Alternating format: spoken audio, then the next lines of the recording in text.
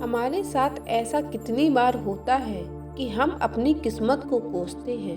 हम कहते हैं हमारी किस्मत ही खराब है। ऐसा मेरे साथ ही क्यों होता है? जब हमारे साथ कुछ बुरा होता है हम आमतौर पर निराश हो जाते हैं, अपनी किस्मत को कोसते हैं। हम सोचते हैं हमारे भाग्य में ही उठापटक लिखी हुई है। सब गलतियां हमारे ही जीवन में क्यों होती हैं? हमारे पास ही सही चीज़ों की कमी है जिस कारण हम अपने लक्ष्य को हासिल नहीं कर पा रहे। कितनी बार हमने बहुत सी चीजें यह कह के छोड़ दी कि किस्मत में होगा तो जरूर मिलेगा। हम तो अपने आप को यह तसल्ली दिला देते हैं कि इसमें मेरा दोस्त था ही नहीं, मैं करता भी क्या। ऐसे विचार आपके मन में भी आते होंगे। यह कहानी आपके लिए है। एक दिन एक व्यक्ति महात्मा बुद्ध के पास आया और उसने महात्मा बुद्ध से कहा, मैं बहुत दुखी हूँ। मेरे माँ बाप गुजर गए और मेरी किस्मत इतनी खराब निकली कि मेरा अब इस दुनिया में कोई नहीं है। कोई भी काम करता हूँ तो मुझे असफलता मिलती है। मेरी किस्मत अब आप ही बदल सकते हैं। महात्मा बुद्ध ने उसकी आंखों में देखा और पूछा, तुम्हें कैसे पता तुम्हारी किस्मत खराब है? तुम्हें ऐसा क्यों लगता है कि तुम्हारी किस्मत खराब है? उस आदमी ने कहा, मेरे पैदा होते ही मेरे माँ बाप गुजर गए। एक समय मेरे पास माँ बाप, धर्म, सुख, आनंद सब कुछ था। आज मेरे पास कुछ भी नहीं। मेरी किस्मत इतनी खराब कि मैंने जिससे सच्चा प्रेम किया वो भी छोड़ के चली गई और एक व्यापार शुरू किया तो मेरा व्यापार भी जिसके साथ शुरू किया उसने हड़प लिया। अब किसी ने बताया कि आप सारी समस्याओं का हल निकाल देते हैं, तो आप मेरी किस्मत सही करके दे सकते हैं। महात्मा बुद्ध ने कहा, तुम अपनी खराब किस्मत मुझे दे दो, मैं उसकी मरम्मत कर देता हूँ। व्यक्ति ने कहा, मैं आपको किस्मत कैसे दे सकता हूँ? वह तो दिखाई नहीं देती। महात्मा बुद्ध ने कहा, जब तुम्हें तुम्हारी किस्मत दिखाई नहीं देती तो तुम्हें कैसे पता चला कि वह खराब हो चुकी है? मैंने कभी ऐसा नहीं देखा। मेरी किस्मत सचमुच में खराब है। व्यक्ति ने कहा, किस्मत खराब है तभी तो मेरे साथ सब कुछ गलत होता है। व्यक्ति ने कहा, मेरी किस्मत खराब है तभी मेरा सब बिगड़ जाता है। मेरी किस्मत अच्छी होती तो सब कुछ ठीक होता। महात्मा बुद्ध ने कहा, तुम ठीक दिखाई देते हो, तुम्हारा स्वास्थ्य भी ठीक है, तुम हाथ पैर से भी सलामत हो, तुम अभी मरे नहीं हो। मुझे तो तुम्हारी किस्मत में कोई भी खराबी नहीं दिख रही, सब कुछ सही लग रहा। अगर किस्मत खराब होती तो तुम्हारा अंग भंग हो जाता या तो मृत्यु को प्राप्त हो जाते, लेकिन ऐसा तो कुछ भी नहीं है। तुम क्यों रो रहे हो? तुम्हारी किस्मत सही है। व्यक्ति ने कहा, आप समझ नहीं रहे, मेरे ऊपर बहुत कर्ज है। लोग रोज मेरे घर धमकाने के लिए आते हैं। मैंने जिनसे कर्ज लिया था वो मुझे मरने तक की धमकी देते हैं। मेरा घर भी उन्होंने छीन लिया, अभी भी मेरे पीछे पड़े हैं। ऐसे में कैसे कह सकता हूँ कि मेरी किस्मत सही है? महात्मा बुद्ध ने विचार पूर्वक कहा, समस्या गंभीर है।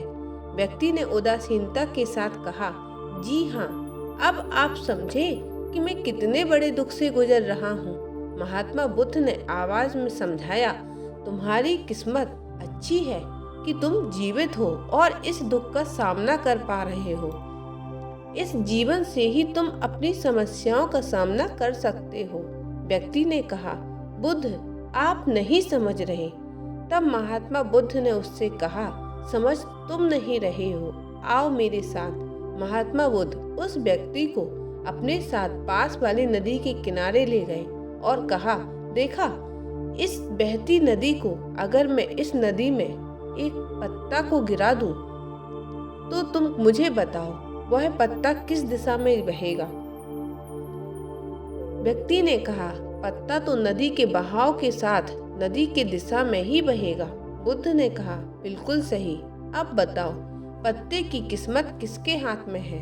व्यक्ति ने कहा, इस पत्ते की किस्मत नदी के हाथ में है, वह जहाँ चाहे इसे ले जा सकती है। तो महात्मा बुद्ध ने कहा, लेकिन पत्ता तो मेरे हाथ में है, मैं चाहूँ तो इसे नदी में डाल सकता हूँ, चाहूँ तो नहीं। व्यक्ति ने कहा, तो फिर इसकी किस्मत आपके हाथों में है। आप जहाँ चाहें इसे डाल सकते हैं। महात्मा बुद्ध ने कहा, लेकिन इस पत्ते की किस्मत मेरे हाथ में नहीं है। मैं जितना भी चाहूँ इसे सूखने से नहीं रोक सकता। यह सूख ही जाएगा और मर जाएगा। जब तक यह पेड़ पर था, हरा भरा था, इसे ऊर्जा मिल रही थी। अब यह पेड़ से अलग हो गया। अब बताओ, इस पत्ते की किस्मत अच्छी है या बुरी? व्यक्ति ने कहा, अब तो इसकी किस्मत बुरी है, क्योंकि अभी ये पेड़ से अलग हो गया और ज्यादा दिन जीवित नहीं रह पाएगा, धीरे धीरे सूख जाएगा।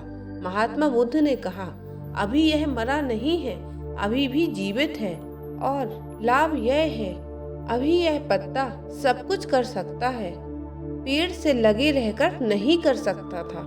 बुद्ध ने वह पत्ता हवा में छोड़ दिया और वह उड़कर दूर जाकर गिरा।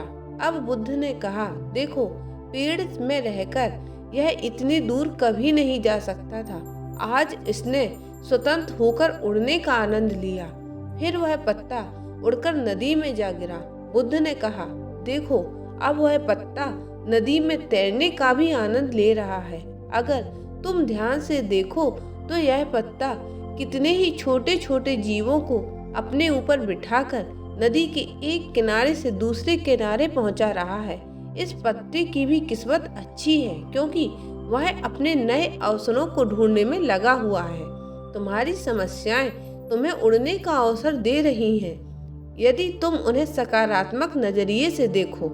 उस आदमी ने वहां खड़े होकर महात्मा बुद्ध की बातों पर विचार किया और धीरे धीरे उसने पूरी कहानी के पीछे छुपे गहरे अर्थ को समझना शुरू किया। वह महात्मा बुद्ध की ओर देखते हुए बोला, आप सही कह रहे हैं महात्मा। मैंने अपने भाग पर ध्यान देकर अपने दृष्टिकोण को सीमित कर दिया। मैं इतना प्रयास कर रहा था कि समस्याओं और मुश्किलों पर ही फोकस करता रहा, जिस कारण उनमें मौजूद अवसर को देखने में असमर्थ था। मुझे अब समझ आया कि मेरी किस्मत बस एक डर और निराशा से उत्पन्न हुई एक धारणा थी। यह कहानी हमें यह सिखाती है कि हमारी किस्मत हमारे हाथ में होती है। हम खुद अपने जीवन की दिशा निर्धारित करते हैं। हमारी समस्याओं का हमें हल निकालना होता है। चुनौतियों को एक अवसर के रूप में देखकर हम आगे बढ़ सकते हैं और अपनी किस्मत को सुधार सकते हैं। दोस्तों, ऐसी ही कहानी हमें जीवन जीने का तरीका सिखाती है। अगर आपको यह कहानी पसंद आई तो हमारे चैनल को सब्सक्राइब जरूर करें। नमो बुद्धाय।